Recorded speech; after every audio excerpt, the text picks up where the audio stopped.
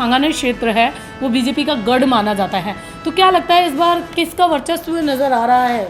वर्चस्व तो बीजेपी का ही है, भारतीय जनता पार्टी का ही रहेगा। आज सारे कार्यकर्ता इकट्ठे भी हुए हैं, वहाँ कार्यालय जाने का था मगर यहीं इकट्ठे हो गए, बातचीत भी चल रही है। और बीजेपी ने मेरे सगे भतीजे को भी, विक्रम सिंह शेखावत जाखल को भी टिकट दे दी है नवलगढ़ से। तो हम तो शुरू से सारा परिवार जो है वो बीजेपी से ही जुड़े हुए हैं। प्लस यहाँ जो शांति नगर है व्यापार मंडल, उसके अध्यक्ष भी आज आने वाले थे। आपके दुर्गापुरा रेलवे स्टेशन के पीछे मेरे साडू ही हैं, वो कह रहे थे कि आप बोलो तो वो पूरी गाड़ियाँ भर के आ जाते हैं मैडम के सपोर्ट में अगर कार्यालय चलना हो। प्लस विकास समिति जो शांति नगर है उसमें भी धीर सिंह शेखावत है, वो भी मेरे परिवार से ही है। उन्होंने भी कहा कि अगर यहाँ पूरी इसी कॉन्स्टिट्यूंसी में है, यदि बीजेपी अगर आपके कैंडिडेट जो यहाँ समर्थक कैंडिडेट है अगर उन्हें टिकट नहीं देती है तो आपका कार्यकर्ताओं का क्या अगला स्टंट होगा? कार्यकर्ताओं का जो भी आदेश मिलेगा ना, हमारे जो नेता हैं उनका जो आदेश मिलेगा उसी के हिसाब से होगा, क्योंकि हमारे तो ब्लड में ही बीजेपी है। जब से पैदा होते हैं तब से क्या है कि बीजेपी के अलावा या जनसंघ के अलावा हम नाम सुनना ही नहीं चाहते हैं। इसलिए हम इस मामले में कि क्या करेंगे क्या नहीं करेंगे वो तो सोचने की ज़रूरत ही नहीं है, रहेंगे तो बीजेपी में। मगर ये है कि जो कार्यकर्ताओं की भावना है उसके हिसाब से टिकट दिया जाए तो काम जो है वो डबल होता है, प्लस सब सेटिस्फाई भी होते हैं। उसके हिसाब से सब रिक्वेस्ट कर रहे हैं कि सारे जो आज इकट्ठे हुए हैं उनकी भावनाओं की कदर करते हुए पार्टी जो है वो टिकट उसी हिसाब से दे, क्योंकि मेरे सगे भतीजे को एक टिकट तो दे चुके हैं नवलगढ़ में, जो राजकुमार शर्मा के सामने बढ़ेगा। तो हम तो क्या है कि बेसिकली इसी पार्टी से, हमारे ब्लड के अंदर भी यही है, पूरी बीजेपी है, इसके अलावा हम सोच भी नहीं सकते। मैं भी मैं डॉक्टर अश्विनी, मैं एक सामाजिक कार्यकर्ता हूँ। मेरा एक ट्रस्ट है वादिश मेमोरियल ट्रस्ट, जिसमें हम कैंसर के मरीजों के लिए अवेयरनेस करते हैं और समय समय पे हेल्थ अवेयरनेस करते रहते हैं। इसी कार्य को करते हुए मेरी मुलाकात मधु शर्मा जी से हुई। मधु शर्मा जी एक बहुत ही अच्छी समाज सेवी हैं।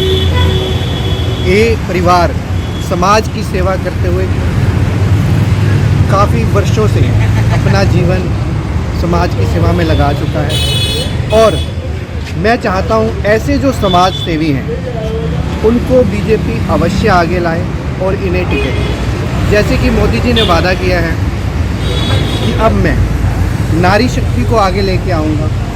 तो नारियों के उत्थान के लिए नारी शक्ति को भी जनप्रतिनिधि बनना जरूरी है।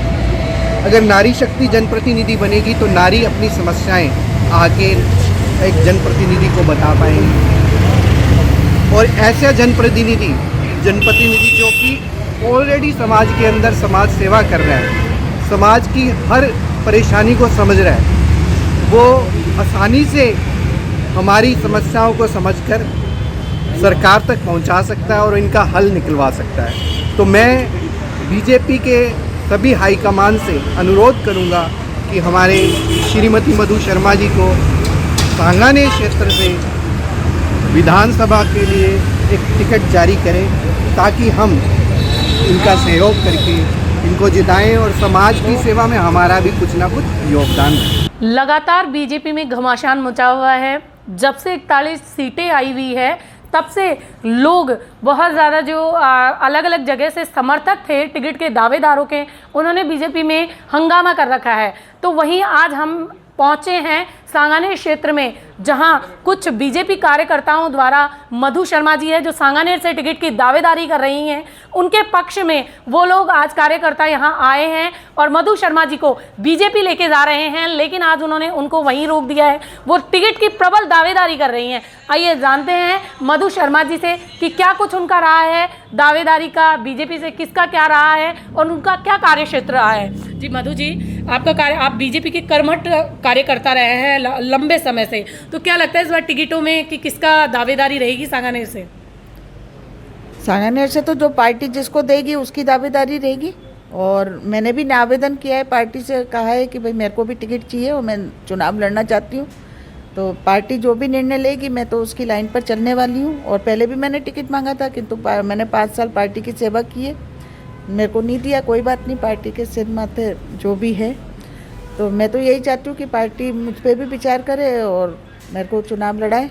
जैसा कि अभी सुनने में आया कि यहाँ कार्यकर्ताओं की भीड़ मौजूद थी, जो आपके समर्थक थे वो आज बीजेपी कार्यालय जाना चाह रहे थे, तो उनको आपने रोका है? बिल्कुल मैंने रोका है, क्योंकि मैं जानती हूँ और मैं सिद्धांत और उस पर ईमानदारी पे चलने वाली महिला हूँ और मेरे को मालूम है पार्टी की क्या रीति नीति है, क्या निर्णय है। और मेरे कार्यकर्ता तो बिल्कुल जोश में थे और उन्होंने कहा था कि हम सब लोग चलते हैं और हम हज़ारों की संख्या में लोगों को एकत्रित करते हैं जिससे कि हम भी अपनी दावेदारी दिखाएं। पर मैंने बताया उनको कि पार्टी को मैंने ऊपर तक अपनी बात को रखा है और आप सब लोग शांत रहें, क्योंकि पार्टी जो भी निर्णय लेगी वो पक्ष में लेगी। मेरे को मालूम है पार्टी सब चीज़ों पे विचार करके और जो भी निर्णय लेगी वो नियमानुसार लेगी। और वो चाहती है महिलाओं को, जैसे अभी मोदी जी ने 33% का आरक्षण दिया है तो काफ़ी महिला बहनें भी आतुर हैं कि भाई किसी तरीके से बहनों का भी इसमें चांस मिले। और पार्टी का निर्णय जो भी होगा वो सर्वोपरि है। और मैंने अपने भाइयों को काफ़ी समझाया है और रुके हैं, कुछ तो चले गए हैं, कुछ अभी बैठे हैं मेरे पास में चर्चा कर रहे हैं कि कैसे क्या करना है। मधु जी, जैसा कि आपने बताया पार्टी का निर्णय ही सर्वोपरि होता है, लेकिन अभी लगातार जो कुछ 41 सीटों पे हुआ है उनमें जो समर्थक है वो बीजेपी में हंगामा मचा रखा है। तो अगर यदि आपको टिकट का नहीं हो पाता है बाई चांस, तो क्या कुछ आपकी रणनीति रहेगी आगे? अगर कार्यकर्ता चाहते हैं कि आप लड़े तो फिर क्या कुछ रणनीति रहेगी? मैं तो जैसा कार्यकर्ता कहेंगे, वैसे तो मैं पंडित दीनदयाल उपाध्याय जी के परिवार से आती हूँ, तो मेरे अंदर रग रग में उनके सिद्धांत बसे हुए हैं और जो जैसी कार्यकर्ताओं की मंशा होगी उस हिसाब से मैं कार्य करूंगी और कार्यकर्ताओं को साथ में लेकर के काम करूंगी, पार्टी के साथ काम करूंगी, पार्टी जो गाइडलाइन देगी उस पर अमल रहूंगी। यदि पार्टी अगर टिकट नहीं देती है तो आपका क्या स्टंट होगा? मेरा क्या स्टंट रहेगा? मेरा तो जो पार्टी कहेगी वो करूंगी, साथ में कार्यकर्ताओं की भावनाओं का वो भी मेरे को रखना पड़ेगा, क्योंकि जो मेरे साथ में तन मन धन से रात दिन मेरे साथ लगे हुए हैं और कई तो मेरे साथ 15-15, 20-20 सालों से हैं और लाखों की संख्या में कार्यकर्ता मेरे साथ हैं, तो उनकी भी भावनाओं की कदर करके और सामंजस्य बिठाना मेरे को आता है कि किस तरीके से मैं पार्टी और कार्यकर्ताओं में सामंजस्य बिठाऊं। और उसी तरीके आपका सीधा संकेत है कि आप पार्टी के साथ होंगी। अगर आपको मौका नहीं दिया जाता है तो जिस प्रकार और जगह बगावत के सुर उठ रहे हैं, निर्दलीय चुनाव लड़ने की बातें आ रही हैं, तो ऐसा कुछ आपके साथ होगा? पार्टी सोच समझ कर निर्णय लेगी। पार्टी सब जानती है, मेरे को भी जानती है और पार्टी ने देखा भी है पूर्व में भी जो चीज़ रही है, तो पार्टी जो निर्णय करेगी वो सही निर्णय करेगी। मैं जानती हूँ पार्टी को अच्छी तरीके से। एक दो और जी के समर्थक है, तो क्या कुछ इनका वर्चस्व रहा है आज तक सांगानेर क्षेत्र में? मैम, मैं सांगानेर विधानसभा का निवासी हूँ और 17 साल से पार्टी के लिए काम कर रहा हूँ। युवा मोर्चा में भी किया, मंडल में भी किया। तो हमारी पार्टी से एक ही मांग है कि जिस व्यक्ति ने 40 साल निस्वार्थ भाव से तन मन धन से पार्टी के लिए समाज सेवा में जो कार्य किए हैं, राजस्थान के अंदर पंडित दीनदयाल उपाध्याय स्मृति मंच तो इनके ताऊजी हैं, उनके नाम पे संगठन बनाकर राजस्थान में लाखों कार्यकर्ता आज काम कर रहे हैं। तो हमारी पार्टी से एक ही मांग है, पिछली बार भी टिकट मांगा था इन्होंने, तो पार्टी ने कहा भी काम करें, तो इन्होंने फिर 5 साल जितना काम था वो किया। अब आने वाले समय में हम सब कार्यकर्ताओं की इच्छा है कि सांगानेर से आएँ और पार्टी टिकट दे, चुनाव लड़ें, हमारी ये इच्छा है। तो आज हम सब लोग यहाँ आए थे ऑफिस पे और काफ़ी लोग चले गए भी, तो हमने कहा भाई चलो पार्टी कार्यालय चलते हैं और बात करते हैं। तो दीदी ने कहा कि मेरी बात हो रखी है और जो आश्वासन दे रखी है पार्टी ने उस पर चल रही है, तो हमें रोक दिया गया। हम यहीं अभी बैठे हुए हैं। तो हम आपके माध्यम से, मीडिया के माध्यम से एक ही बात कहेंगे कि जिस परिवार का खून लगा हुआ पार्टी पर और इन्होंने इतनी सेवा करी है, तो एक टिकट कोई बड़ी बात नहीं इनके लिए। तो पार्टी ध्यान दें और माननीय प्रधानमंत्री जी महिलाओं को हमेशा, अभी आपने देखा होगा कि एक जो कानून बनाया महिलाओं के लिए, तो ये तो पहले से ही काम कर रही है। तो ऐसे काम करने वाली महिला आगे और पार्टी की नीतियों को, रीतियों को आगे लेकर जाएं और सिद्धांतों को पहुंचाएं। सांगानेर में 25 साल से लगभग सेवा कर रही है, तो हमें पार्टी से उम्मीद है और विश्वास है कि इस बार मधु शर्मा को प्रत्याशी बनाएगी और सांगानेर में एक जीत होगी, ऐतिहासिक जीत होगी।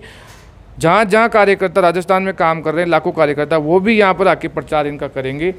ऐसी आप देखना कि क्या माहौल यहाँ पर रहेगा। तो हमारी पार्टी से, राष्ट्रीय अध्यक्ष जी से, राष्ट्रीय हमारे या प्रदेश अध्यक्ष जी से निवेदन है कि आप इनको टिकट दें।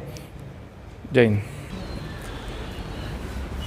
जी, मधु शर्मा जी यहाँ पे बहुत टाइम से काम कर रहे हैं, तो सांगानेर निवासी होने के नाते आपका क्या रुख है कि इस बार किसको टिकट दिया जाना चाहिए? हमारा रुख ये है कि सांगानेर में आप मानसरोवर और प्रतापनगर को छोड़ दे तो ऐसा एरिया है जहाँ पे विकास की बहुत कमी है।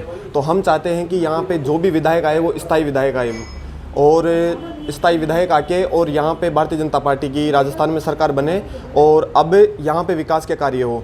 दूसरा, मधु जी के बारे में कहना चाहता हूँ कि वो 1993 से जब से पंडित दीनदयाल उपाध्याय स्मृति मंच की स्थापना करके और भारतीय जनता पार्टी के लिए कार्यकर्ता निर्माण कर रहे हैं, तो उसके बाद में इन्होंने सक्रिय राजनीति के अंदर कदम रखा और भारतीय जनता पार्टी के विभिन्न पदों पर ये क्रमोन्नत रहे और इन्होंने प्रदेश अध्यक्ष महिला मोर्चा के पूरे 7 साल के कार्यकाल का निर्वहन किया और महिलाओं के लिए, जवानों के लिए और किसानों के लिए, सबके लिए इन्होंने मोदी जी की योजनाओं को धरातल पर पहुंचाया है और आगे भी हमारी इनसे आशा है कि ये आगे भी कार्य करती रहेगी।